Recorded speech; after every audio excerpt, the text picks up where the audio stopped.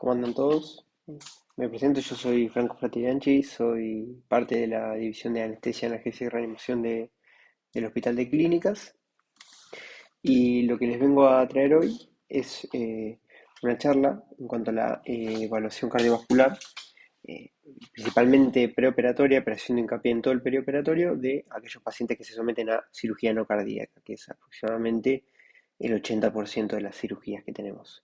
¿Sí?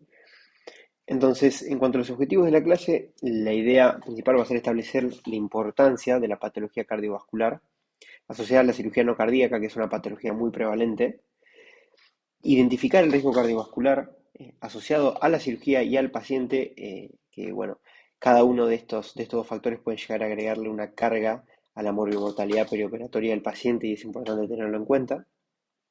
Describir la evaluación clínica y de estudios complementarios basada en el riesgo cardiovascular asociado a la cirugía y al paciente. ¿Sí? No hay que pedirle a todos los pacientes lo mismo y no hay que pedirle a todos los pacientes que se someten a diferentes cirugías lo mismo. Entonces, hay que ser criterioso y siempre intentar manejarse con una indicación basada en la evidencia de los diferentes estudios y evaluaciones clínicas que lo vamos a someter al paciente. Desarrollar también un manejo basado en la evidencia de las principales drogas utilizadas para el tratamiento de las patologías cardiovasculares, en cuanto a cuándo iniciarlas, cuándo frenarlas y demás. Eso es algo que está bastante estudiado y que cada una de las drogas tiene su indicación. Y vamos a ver un poco de eso. Y por último, abordar el manejo preoperatorio de las principales patologías cardiovasculares con las que puede llegar a venir el paciente. Entonces, esta guía es una guía que salió este año del Colegio Europeo perdón, de la Sociedad Europea de Cardiología, ¿sí? Que también está avalada por la Sociedad Europea de Anestesia y Cuidados Intensivos. Es una guía muy abarcativa, que va mucho más allá de los temas de esta charla, pero bueno, vamos a intentar darle un enfoque más práctico a todo esto. Y obviamente no vamos a discutir el manejo intra y postoperatorio, sobre todo hemodinámico, de todas las patologías concomitantes con las que puede venir el paciente, porque bueno, sería interminable la charla, así que vamos a ahondar en las cosas más importantes. En cuanto a la importancia de la patología cardiovascular, en los adultos mayores a 45 años que se someten a cirugía no cardíaca, fíjense estas cifras, el 50% tiene dos o más factores de riesgo cardiovascular con los cuales vamos a tener que lidiar, aproximadamente un 20% portan enfermedad coronaria, y aquellos a los que se les hizo una intervención coronaria percutánea, de aquellos que tienen enfermedad coronaria, típicamente angioplastía y colocación de stent, el 11% requirió cirugía no cardíaca durante el primer año, con todas las implicancias que eso tiene con los pacientes que vienen con la doble antiagregación plaquetaria o a veces hasta anticoagulados. Entonces, todo eso hay que tenerlo en cuenta. Y por último también, uno de cada 7 de estos pacientes sufre un evento adverso cardiovascular mayor y tiene una mortalidad intrahospitalaria de aproximadamente el 5%. Si es una mortalidad, la mortalidad intrahospitalaria postoperatoria es bastante baja con respecto a otras patologías críticas, pero esta puede llegar a aumentar hasta un 20% si los pacientes acumulan varios factores de riesgo.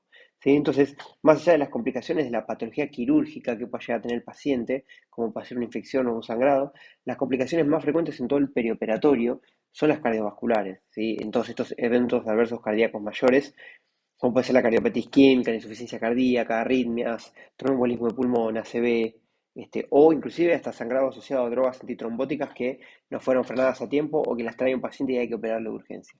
Si junto con las complicaciones cardiovasculares y las respiratorias como complicaciones pulmonares postoperatorias son los grupos de complicaciones más frecuentes que puede llegar a tener el paciente en el postoperatorio. ¿Sí? También existe la injuria renal aguda y el delirium postoperatorio, entre otros, pero la morbilidad cardiovascular juega un peso bastante importante. En cuanto al riesgo cardiovascular asociado a la cirugía, hay muchas clasificaciones. ¿Sí? Esta es la clasificación que ofrece la Sociedad Europea de Cardiología, que es una clasificación que divide a las cirugías según el riesgo de infarto y de muerte en el posoperatorio de causa cardiovascular. ¿Sí? Los divide en cirugías de bajo, de intermedio, de alto riesgo según el porcentaje de incidencia de estas complicaciones. Pero muchas veces este tipo de clasificaciones que hacen hincapié en las regiones donde se opera y en el abordaje mínimo o no mínimamente invasivo, muchas veces se queda corta, ¿sí? Porque eh, muchas veces una misma región tiene diferente morbimortalidad posoperatoria según el tipo de cirugía. Y por ejemplo, en la cirugía de mama, que acá los europeos, los cardiólogos europeos la ponen todos como bajo riesgo, es muy diferente si hablamos de, por ejemplo, una escisión de un tumor pequeño o de una resección grande de la mama con un colgajo libre. Entonces, esta clasificación muchas veces se queda corta. Entonces, este estudio que hacen estos investigadores en 2018 evalúa más en profundidad el riesgo intrínseco de las diferentes cirugías, riesgo intrínseco cardiovascular. ¿Sí? Lo que hicieron estos autores fue medir el riesgo a 30 días de infarto, ACV o muerte. ¿Sí?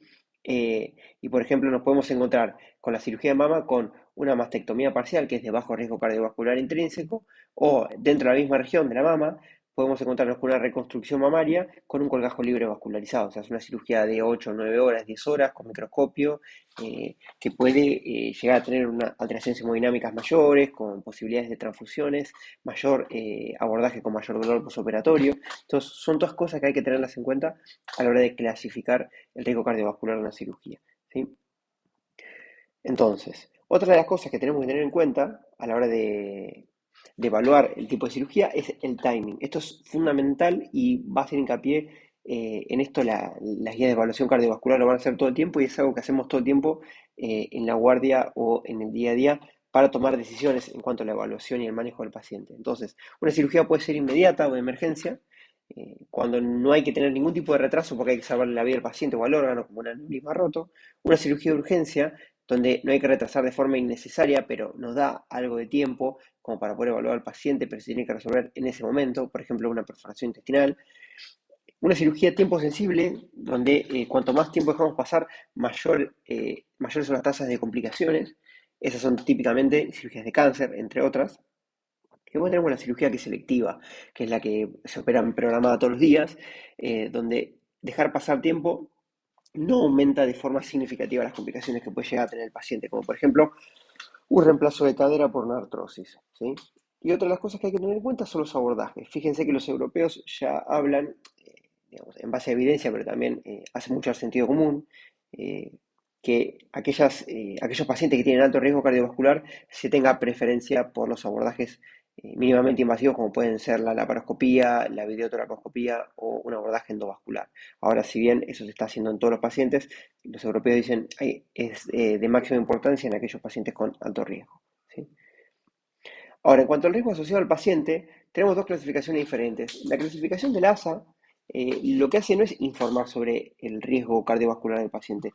Lo que habla la clasificación de la ASA es de una carga de morbilidad del paciente. ¿Sí? Entonces, de morbilidad sistémica. Entonces, divide a los pacientes de ASA 1 a ASA 6 según el riesgo de morbilidad sistémica que puede llegar a tener el paciente, pasando de ASA 1, que es un paciente que no tiene comorbilidades, que no fuma, que no consume alcohol o que consume muy esporádicamente.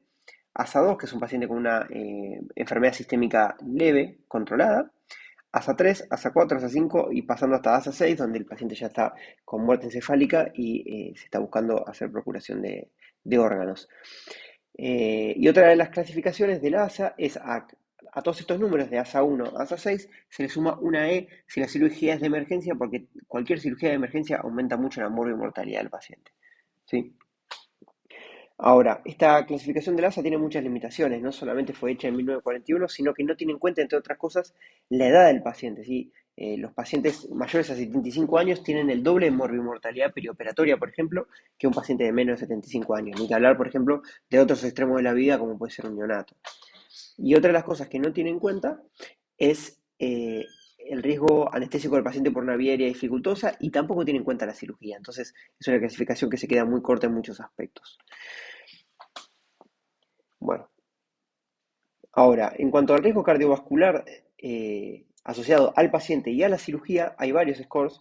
Uno de ellos es el índice de riesgo cardiovascular revisado, que es bastante viejo, pero que se volvió a validar nuevamente. O también se lo puede conocer como riesgo de Lee-Goldman, que es este que está aquí. Lo que hace es tener en cuenta 6 aspectos.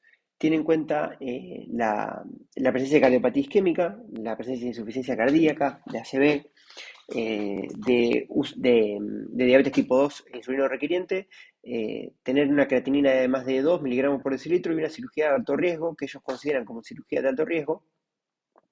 aquella cirugía que es inguinal, vascular superinguinal, intratorácica o intraperitoneal, ¿sí? Y se le asigna un determinado score al paciente según los puntos que sume y en base a eso lo que mide este score es el riesgo de infarto, paro o muerte a los 30 días de una cirugía no cardíaca. Este es un riesgo, este es uno de los scores que más se utilizan en la actualidad, pero es uno de los más incompletos también. Pero para el uso clínico del día a día, la verdad que viene bien. En cuanto a la evaluación del paciente, ¿sí? Este es un algoritmo bastante abarcativo de los que tienen en cuenta los europeos a la hora de evaluar un paciente, pero ya se dividen las aguas de forma muy importante en el timing de la cirugía, ¿sí? Una cirugía que es de guardia, como puede ser una cirugía de emergencia o de urgencia, básicamente vamos a evaluar al paciente con el poco tiempo que podamos y hay que meterlo al quirófano porque el riesgo supera el beneficio. Ahora, si tenemos una cirugía que llaman ellos tiempo sensible o una cirugía electiva, ya tenemos más tiempo como para poder evaluar al paciente y empezar a hacer mayores evaluaciones de lo que es riesgo-beneficio, ¿sí? Ahora vamos a evaluarlo, a concentrarnos en lo que es la primera parte del algoritmo. O sea, si tenemos un paciente con una cirugía que nos da tiempo, como puede ser una cirugía electiva o una tiempo sensible, vamos a ver un poco la historia del paciente y a qué darle más bolilla en cuanto a lo que es el examen clínico y los estudios de laboratorio, ¿sí? Pero antes de avanzar, en líneas generales no hay ninguna contraindicación absoluta para una cirugía, ¿sí? Muchas veces eso parece una verdad de perogrullo, pero la verdad es que muchas veces hay grises, que eso no está escrito en ningún lado y hay que evaluar e individualizar la decisión de si operar al paciente o esperar a resolver, por ejemplo, su patología de base según cada caso particular, ¿sí? Y tampoco hay ningún score, lamentablemente, que nos ayude a anticiparnos al pedido de una unidad cerrada en un postoperatorio, como puede ser una unidad de terapia intensiva. Eso es algo que depende mucho de la institución y de muchos otros factores, como vamos a ver, ¿sí? Entonces, si nosotros ocultamos un soplo en un paciente, yendo a la evaluación clínica, y el paciente tiene algún signo o síntoma de enfermedad cardiovascular, ¿sí? Como puede ser, por ejemplo, angor, disnea, síncope, edema de los miembros inferiores, es una indicación de que hay que pedir un eco transtorácico al paciente, ¿sí? Otra indicación es un paciente que está asintomático, que nosotros le ocultamos su soplo y se va a someter a una cirugía de alto riesgo, ese paciente está indicado, una indicación de clase 1, pedirle un eco transtorácico, ¿sí? Para evaluarlo. Obviamente siempre que tengamos tiempo, siempre que estemos sobre todo en una cirugía tiempo sensible o una cirugía electiva, ¿sí? Y otra indicación es en aquellos pacientes asintomáticos que les ocultamos un soplo y se somete a una cirugía de moderado riesgo. Por eso fíjense qué importante ya tener en la cabeza las cirugías que son de bajo, moderado o alto riesgo, sea por cualquiera de las dos clasificaciones que les mostré, para poder tomar decisiones. Ahora, si un paciente está con dolor de pecho, hay que evaluarlo si tenemos tiempo, si tenemos una cirugía a tiempo sensible o una cirugía electiva, hay que evaluarlo más, ¿sí? Ahora vamos a ver después cómo es la evaluación de un paciente con enfermedad coronaria, pero debería estudiarse como cualquier coronario si la cirugía nos da tiempo, ¿sí? Y ahí nos va a dividir las aguas si el paciente tiene un síndrome coronario estable o un síndrome coronario agudo, ¿sí? Ahora, si nosotros vemos edema de miembros inferiores o el paciente nos refiere disnea, está indicado pedirle al paciente un electrocardiograma y biomarcadores para ver si hay estrés parietal en ese corazón, ¿sí? Que típicamente es el BNP o el NT-proBNP, ¿sí? Y si el paciente que tiene disnea o edemas en los miembros inferiores tiene el NT-proBNP o el BNP elevado, ya es indicación de pedirle un eco transtorácico previo a una cirugía no cardíaca que nos dé tiempo para hacer una evaluación de varios factores que nos van a hablar sobre todo de la función sistólica y la función distólica del paciente, ¿sí? Ahora bien, en cuanto al electro y los marcadores. En el electro básicamente podemos encontrar un montón de cosas, podemos encontrar ondas Q de algún infarto previo, arritmias, y también nos va a servir para comparar el electro previo que nosotros obtengamos con un electro del intra o del posoperatorio, ¿sí? En cuanto a los biomarcadores difieren en su utilidad, ¿sí? Las troponinas de alta sensibilidad cardíacas, como pueden ser la T y la I, son marcadores de injuria miocárdica o de necrosis, ¿sí? Y es indicación clase 1 de pedírselos siempre y cuando tenga indicación, que ahora ya la vamos a ver, ¿sí? En cambio, el BNP o el NT-proBNP es un marcador de estrés parietal. Si recordamos la ley de Laplace, cualquier cosa que nos aumente la presión intraparietal, nos aumente el radio de la pared, va a producir tensión en esa pared y nos va a elevar el NT-proBNP. Es un marcador bastante sensible de pacientes que estén en riesgo o que ya tengan insuficiencia cardíaca. ¿Sí? Pero previo a la cirugía tiene una indicación un poco más débil, ya lo vamos a ver. ¿Sí? Cuando nosotros buscamos pedir estos biomarcadores, no solamente buscamos hacer un pronóstico del paciente en el postoperatorio, sino que con las troponinas principalmente, lo que vamos a intentar hacer es hacer una detección precoz de una entidad que es la injuria miocárdica perioperatoria. ¿Sí? Entonces, la idea sería pedirle al paciente de base, en un mundo ideal, unas troponinas cardíacas de alta sensibilidad previo a la cirugía, y evaluar el delta, la elevación de estas enzimas en el posoperatorio en el día 1 y en el día 2, obviamente en aquellos pacientes que quedan internados. ¿Sí? Si hay un aumento en la curva de estas troponinas más allá del límite superior, hacemos un diagnóstico de injuria miocárdica perioperatoria, siempre que hayamos descartado otras causas de aumento no cardíaco de las troponinas, y eso nos va a tener que llevar a hacer una evaluación clínica del paciente con un electrocardiograma y un ecocardiograma, entre otras cosas, para poder detectar la fisiopatología de ese aumento de las troponinas, ya que sabemos que ese aumento nos va a aumentar la mortalidad del paciente. ¿Sí? Entonces, no solamente es un aumento de troponinas, sino que nos empeora el, el pronóstico del paciente. Entonces, al elevarse estas troponinas durante el día 1 y el día 2 de una cirugía no cardíaca, lo que vamos a hacer es hacer un diagnóstico en aumento agudo, haciendo un diagnóstico de injuria miocárdica perioperatoria, y ya habiendo descartado las causas no cardíacas, como puede ser una sepsis severa o una ACV, ya nos podemos mover a hacer un diagnóstico diferencial de las posibles fisiopatologías que nos esté causando ese aumento de las troponinas y esta injuria miocárdica perioperatoria. ¿Sí? Que principalmente puede ser desde un infarto tipo 1 por un accidente de placa, un infarto tipo 2 por mismatch de libero y consumo miocárdico de oxígeno, que puede ser por una taquiarritmia o, por ejemplo, una anemia grave. ¿Sí? Entonces, este aumento de las troponinas nos tiene que hacer eh, movernos en todo este algoritmo de diagnósticos diferenciales para poder dilucidar cuál es el mecanismo de este aumento y poder tomar una conducta. ¿Sí? Acá no vamos a leer todo este algoritmo, pero lo que vamos a hacer es intentar detectar la fisiopatología subyacente de este aumento de las troponinas, porque no solamente es una alteración de laboratorio, sino que empeora la mortalidad a los 30 días del paciente, ¿sí? La lleva a un 10% cuando la general, como vimos, es de un 4 o 5%.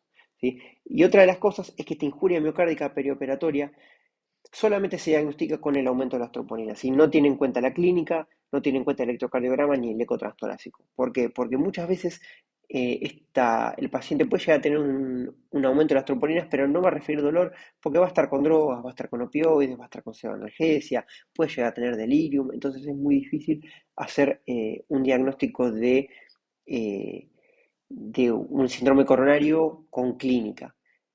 Sin embargo, ya solo este aumento de las troponinas nos va a empeorar el pronóstico del paciente, y ahí es algo a lo que hay que darle bastante bolilla. ¿Sí? Esto es muy difícil de instrumentar quizás en un paciente que queda internado en la sala general, pero lo veo mucho más instrumentable en un paciente que se somete a una cirugía de alto riesgo. El paciente es de alto riesgo y hay que internarlo en una unidad cerrada para el posoperatorio, porque se pasa una vigilancia mucho más estricta y no es la misma conducta la que va a tomar alguien que hace terapia intensiva que alguien que hace, por ejemplo, cirugía general o clínica médica para el diagnóstico diferencial de este aumento de las troponinas. Bien, ahora, en cuanto a la capacidad funcional, ¿sí? Como pueden ver, eh, aquellos pacientes que van a ser sometidos a una cirugía de intermedio o alto riesgo y tienen más de 65 años o tienen algún factor de riesgo cardiovascular o una enfermedad cardiovascular establecida, hay que evaluarles la capacidad funcional, además de pedirle un electrocardiograma y biomarcadores, típicamente las troponinas. ¿Sí? Para hacer esta curva de troponinas, hacer el diagnóstico de injuria miocárdica perioperatoria. La capacidad funcional, a lo que hace referencia, lo que hace es intentar medir el consumo de oxígeno máximo que puede realizar un paciente. ¿Sí? Ese consumo de oxígeno máximo se ve representado por unidades que son los METs o equivalentes metabólicos de tarea, donde un MET equivale al consumo de oxígeno basal tisular de un paciente, que son 3,5 mililitros kilo minuto. ¿Sí? Es una medida que evalúa la indemnidad de los sistemas cardiovascular, respiratorio, hematológico y el efector, que es el muscular. ¿Sí? Entonces, lo que intenta ver, evaluando la capacidad funcional, es qué tareas es capaz de realizar el paciente, que estas tareas se van a correlacionar con una determinada cantidad de METs. ¿Sí? Entonces, uno lo que hace es preguntar al paciente la capacidad de subir 2 pisos por la escalera. Si el paciente puede hacerlo, ese paciente puede realizar una tarea que equivale a 4 METs. ¿Sí? Pero si el paciente no puede hacerlo, ya eso nos va a hablar de mal pronóstico en el posoperatorio y va a ser indicación de eh, tomar ciertas conductas en el preoperatorio. Por ejemplo, como ya vimos, es pronóstico. ¿Sí? Si el paciente no puede subir 2 pisos por escalera, el paciente tiene una probabilidad muchísimo mayor en el posoperatorio de una cirugía no cardíaca de sufrir eventos adversos cardíacos mayores. ¿Sí? También va a ser indicación de una prueba evocadora de isquemia, puede ser una ergometría, puede ser una ecocardiografía de estrés con dobutamina o puede ser una cámara gamma. ¿Sí? ¿Por qué? Lo que dicen las guías es que aquellos pacientes que tienen una pobre capacidad funcional, típicamente no pueden subir 2 pisos por escalera o menos de 4 metros, y que se someten a una cirugía electiva de alto riesgo cardiovascular y que presentan alta probabilidad de enfermedad coronaria, es decir, tener 2 o más factores de riesgo cardiovasculares de hipertensión, tabaquismo, dislipemia, diabetes, o un alto riesgo clínico. ¿Sí? Es decir, tienen uno de los 5 factores clínicos que vimos en el RCRI: cardiopatía isquémica, insuficiencia cardíaca, ACV, diabetes o insuficiencia renal con una CREA más de 2. Todos estos pacientes que cumplan estas condiciones van a ser pasibles de hacerse una prueba evocadora de isquemia porque tienen alto riesgo de padecer enfermedad coronaria y eso puede llegar a complicar la decisión de operar al paciente o no. ¿Sí? Y otra es que esta misma pobre capacidad funcional nos puede llegar a dar una indicación de una ecocardiografía transtorácica. Ahora, como vamos a ver, estas son todas las indicaciones de la eco transtorácica. Ya muchas de esas las hablamos en los pacientes con soplo. Por ejemplo, un paciente que tiene un soplo y se va a someter a una cirugía de alto riesgo, tiene que tener un ecocardiograma. Que se va a someter a una cirugía de intermedio riesgo y tiene un soplo, tiene que tener un ecocardiograma. Todo paciente que tiene un soplo y tiene síntomas de enfermedad cardiovascular cualquiera, tiene que tener un ecocardiograma. Y aquel paciente que tiene una pobre capacidad funcional y un NT-proBNP o el BNP elevados, estos biomarcadores que pueden hablar de disfunción ventricular, todos estos pacientes tienen que tener un ecocardiograma siempre que el tiempo lo permita. ¿Sí? Bueno, continuamos. Ahora, en cuanto al manejo de las drogas más utilizadas para el tratamiento de las patologías cardiovasculares, es bastante sencillo, pero tiene algunos trucos que se estuvieron viendo en estos últimos años en cuanto a la continuación, la interrupción o el inicio de nuevo eh, de ciertas medicaciones. ¿Sí? Ahora bien, en cuanto al inicio de la medicación, en cuanto a las estatinas, las únicas drogas que tienen una indicación relativamente fuerte de ser iniciadas de nuevo en el preoperatorio son las estatinas en aquellos pacientes que la tienen indicado. Es decir, aquel paciente que, por ejemplo, está con una prevención secundaria cardiovascular o es de alto riesgo cardiovascular, pueden iniciar a consumir estatinas si antes no las tomaban previo a una cirugía en cualquier momento. ¿Sí? No hay problema con eso. Ahora, en cuanto a los beta bloqueantes no hay que iniciarlos de nuevo en el preoperatorio, ¿sí? Porque se vio en muchos estudios que porque el paciente sea de alto riesgo y se inicien beta bloqueantes, aumenta la mortalidad total por todas las causas y aumenta el riesgo de hipotensión en el postoperatorio, ¿sí? Ahora vamos a ver este estudio, que es un estudio bastante, bastante conocido, que se hizo en el 2004, randomizado, multicéntrico de 8.000 pacientes. A 4.000 los dividieron en consumir metoprolol de liberación prolongada horas antes de la cirugía, si eran pacientes de alto riesgo, y lo continuaron por 30 días en el postoperatorio, y a 4.000 les dieron placebo, no les dieron nada. ¿Sí? Y lo que hicieron es evaluar la incidencia a 30 días postoperatorios de mortalidad y de morbilidad cardiovascular. ¿Sí? Lo que se vio es que la muerte cardiovascular y los infartos disminuían en aquellos pacientes que tomaron el metoprolol. Pero la incidencia de mortalidad total, de ACV y de hipotensión y de bradicardia clínicamente significativa fue mayor en aquellos pacientes que le dieron el metoprolol.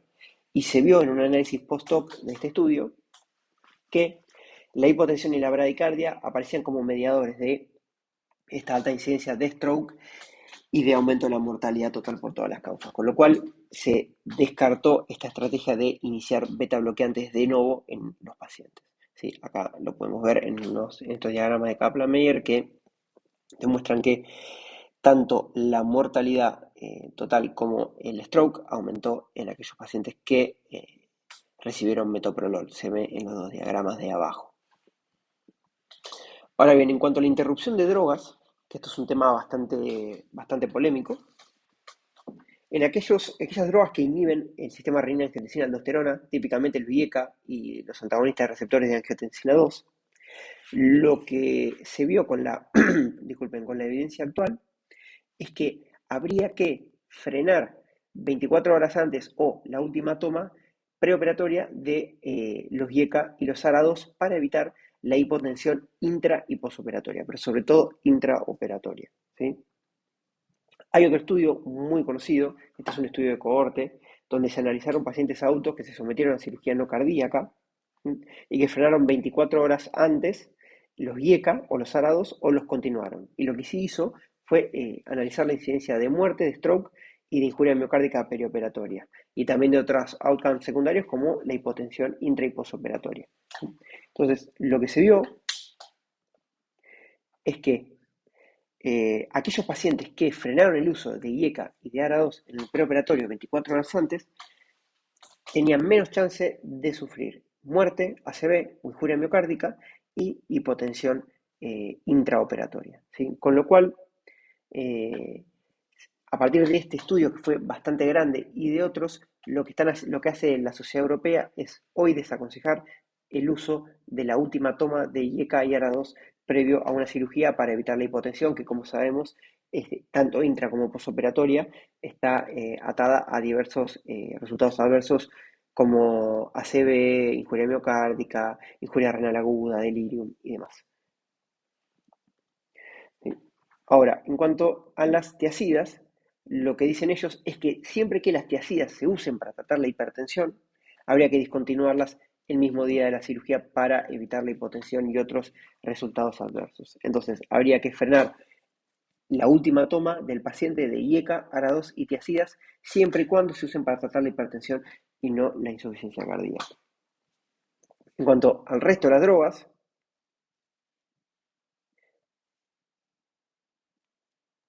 todo el resto de las drogas hay que continuarlas y no hay que frenarlas en el postoperatorio. Entonces, para resumir, se puede iniciar de nuevo las estatinas y 24 horas antes o la última toma de los pacientes que consumen como antihipertensivos IECA, ARA2 o tiacidas, habría que discontinuarlos para evitar la hipotensión perioperatoria. Ahora, en cuanto al manejo perioperatorio de las patologías cardiovasculares, en cuanto a la enfermedad coronaria, va a dividir muchísimo las aguas, no solamente si estamos hablando de una cirugía de indicación aguda, como puede ser de urgencia o de emergencia, o una cirugía que nos va a dar tiempo, sino que también nos divide si estamos hablando de una angina crónica estable o un síndrome coronario agudo. Ni que hablar si este síndrome coronario agudo trae supradesnivel, ¿no? Eso ya directamente ni se discute. Pero empezamos a entrar en un terreno gris cuando hablamos de síndrome coronario agudo sin elevación del ST o una angina crónica estable.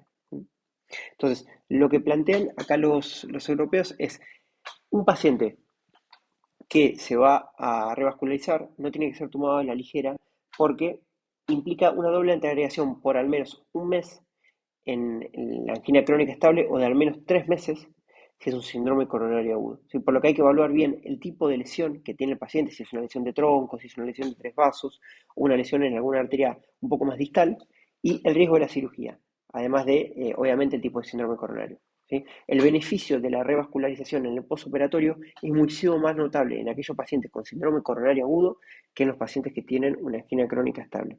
¿Sí? Con lo cual, cuando el paciente tiene un síndrome coronario agudo y se tiene que operar, va a favorecer mucho más el algoritmo del tratamiento del síndrome coronario agudo, siempre que la cirugía no sea de urgencia o de emergencia, que la realización de la cirugía. ¿Sí? En cambio, en los pacientes con angina crónica estable, ya nos tenemos que poner a ver el riesgo de la cirugía, ¿sí? Si el riesgo de la cirugía es bajo, la sociedad lo que hace es favorecer el tratamiento quirúrgico y posteriormente la revascularización. Ahora, si el paciente se va a someter a una cirugía de riesgo intermedio o de riesgo alto y tiene Angor estable, ya hay que estudiarlo, ¿sí? Hay que estudiarlo con electro, con biomarcadores y eventualmente con un eco transtorácico. Y obviamente con una prueba evocadora de isquemia.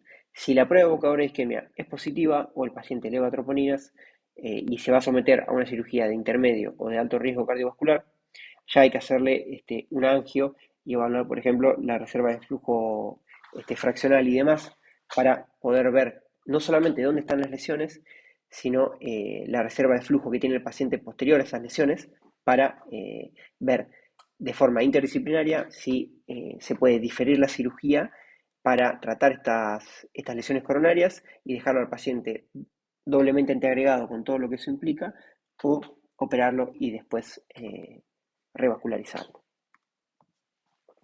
Acá hay un estudio randomizado en pacientes con angina crónica estable, donde se los randomizó para revascularizarlos previamente a la cirugía o tratarlos con tratamiento médico previo a una cirugía de bypass o de reparación de aneurisma, ¿sí?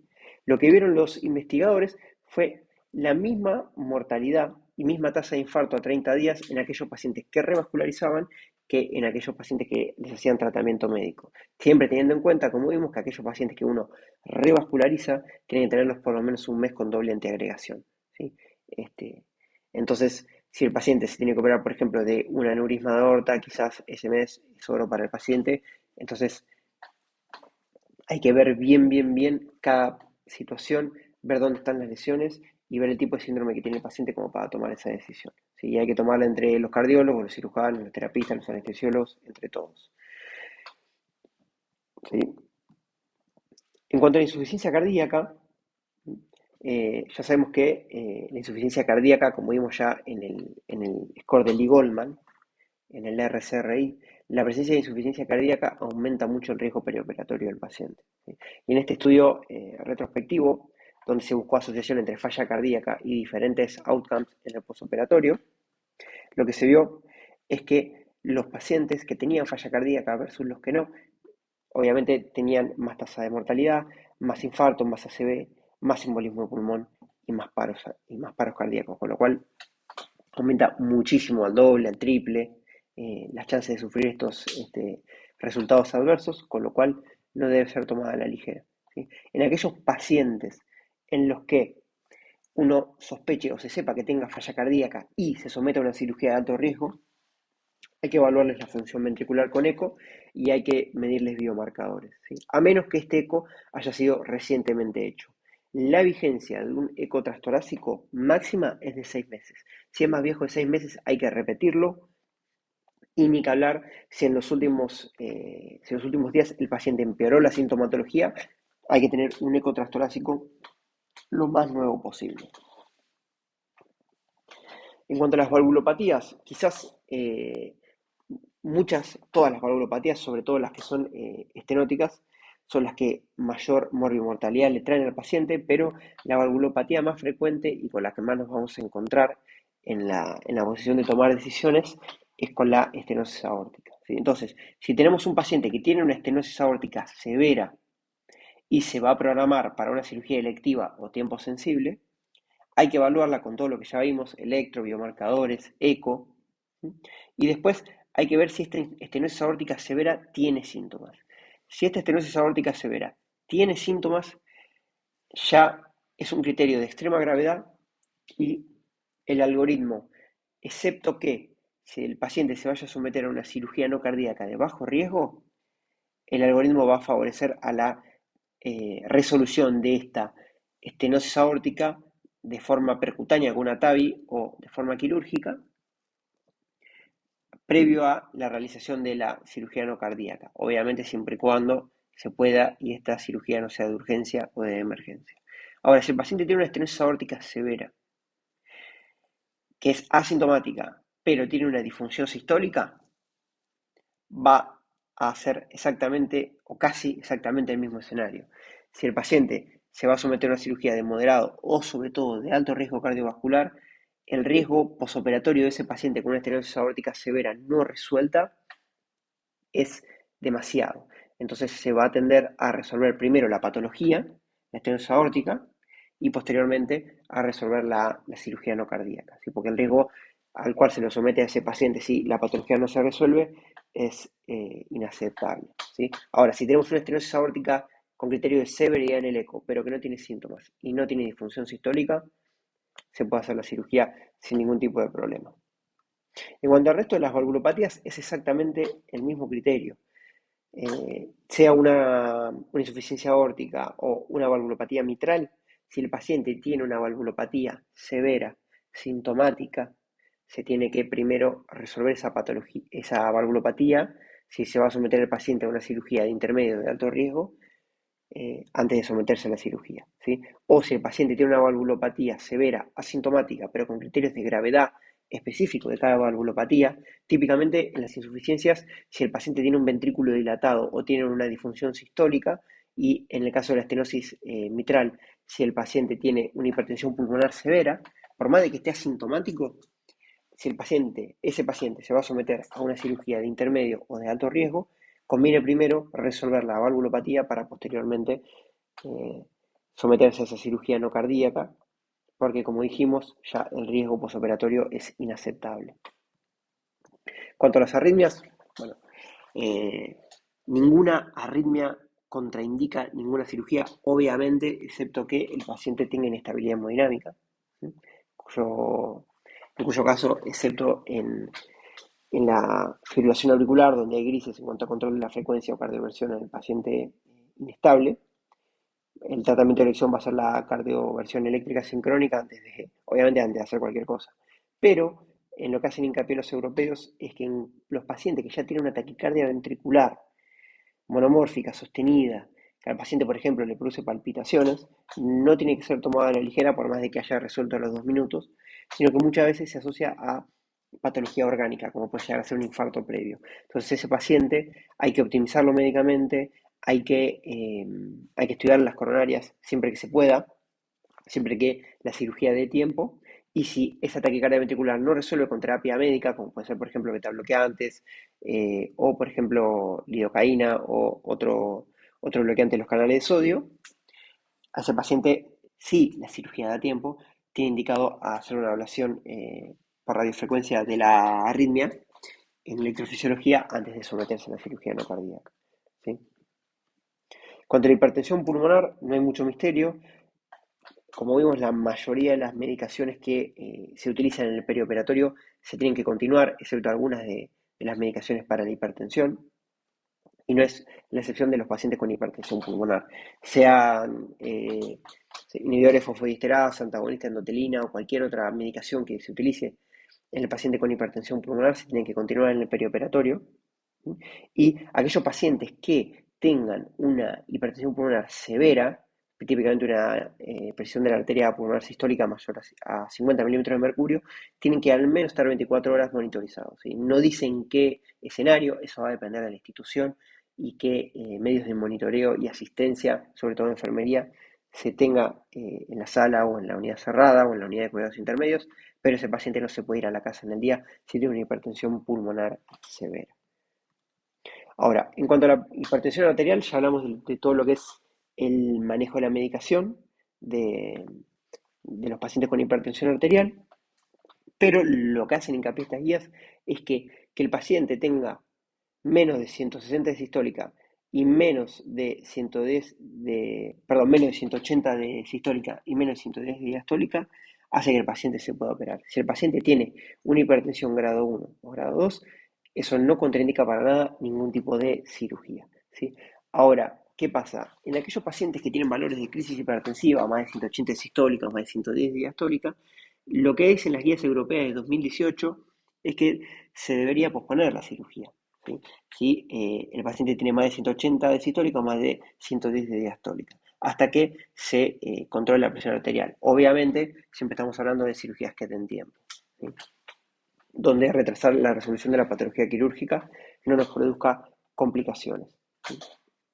Pero igualmente todo esto debe ser tomado en el contexto. Cada situación es particular y no siempre posponer una cirugía para el tratamiento de la hipertensión, sobre todo si es una hipertensión secundaria, va a producir alguna diferencia. Por ejemplo, si el paciente se presenta para una restricción de hipófisis transepto-esfenoidal por una enfermedad de Cushing, por más de que nosotros difiramos la cirugía y le demos antihipertensivos al paciente, si no le sacamos la causa de la hipertensión, que es el adenoma en hipófisis, productor de ACTH, no, esa hipertensión no va a resolver y vamos a estar difiriendo una cirugía que es oncológica.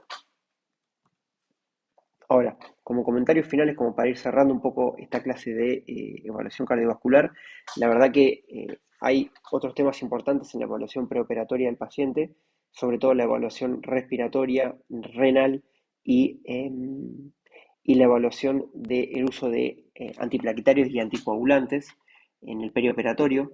La verdad que la clase sí iba a ser extremadamente larga, así que decidí dividirla en dos, pero eh, la patología cardiovascular y la morbilidad cardiovascular se lleva un amplio porcentaje de las complicaciones en el perioperatorio del paciente. Entonces, es un tema que hay que darle mucha importancia e intentar manejarse con cautela y hacer siempre que se pueda un manejo interdisciplinario, ¿no? Entonces, la estratificación del riesgo de la cirugía es fundamental para la toma de decisiones adecuada. Como ya vieron, los europeos hacen mucho hincapié en dividir la cirugía en de bajo, de moderado o de alto riesgo cardiovascular. Ellos mismos tienen una clasificación y es muy importante usarla para no solamente para evaluar al paciente y pedirle estudios complementarios, sino también para tomar decisiones en cuanto a la patología de base que tengan, como ya vieron, por ejemplo, en la estenosis aórtica. No hay ningún score ni ningún algoritmo que nos ayude a decidir el lugar de cuidado postoperatorio del paciente, lamentablemente. Este manejo va a depender de muchísimas cosas, desde el timing de indicación quirúrgica. No es lo mismo una cirugía de emergencia que tiene un riesgo perioperatorio mucho más elevado que una cirugía electiva. No es lo mismo una cirugía de bajo que de alto riesgo cardiovascular. Y no es lo mismo un paciente que tenga un score de Lee-Goldman 4 que uno que tenga un score de Lee-Goldman 1. Y otros factores que ni siquiera están nombrados, pero que van a depender de la institución, van a depender del monitoreo de la sala general que existe en la institución y hasta inclusive de la hora del día. Entonces, son muchos factores que hay que tener en cuenta y lamentablemente uno no, inclusive de la experiencia del cirujano y del equipo quirúrgico y del anestesiólogo, con lo cual son todos factores que influyen en el pedido de una cama de unidad cerrada o no. Bueno, la decisión de operar o no al paciente y de estudiarlo tiene que ser de forma individualizada e interdisciplinaria. ¿Sí? Ningún paciente es igual a otro y hay que abordarlo de forma individualizada y multidisciplinaria. El pedido de estudios complementarios tiene que ser razonado en base a la clínica del paciente, sus factores de riesgo y sus patologías de base y el riesgo de la cirugía. ¿Sí? Y como vimos, los biomarcadores, sobre todo las troponinas, sirven para una detección de una potencial injuria miocárdica perioperatoria que aumenta al doble el riesgo de mortalidad postoperatoria. Con lo cual, es algo en lo cual se estuvo haciendo mucho hincapié en investigación este último tiempo en medicina perioperatoria y es algo que tiene mucho potencial de disminuir la mortalidad del paciente de causa cardíaca. Y la medicación para la patología cardiovascular del paciente debe ser continuada en el perioperatorio, la gran mayoría, ¿sí? Sacando obviamente los antitrombóticos que tienen un manejo especial y que vamos a ver más adelante.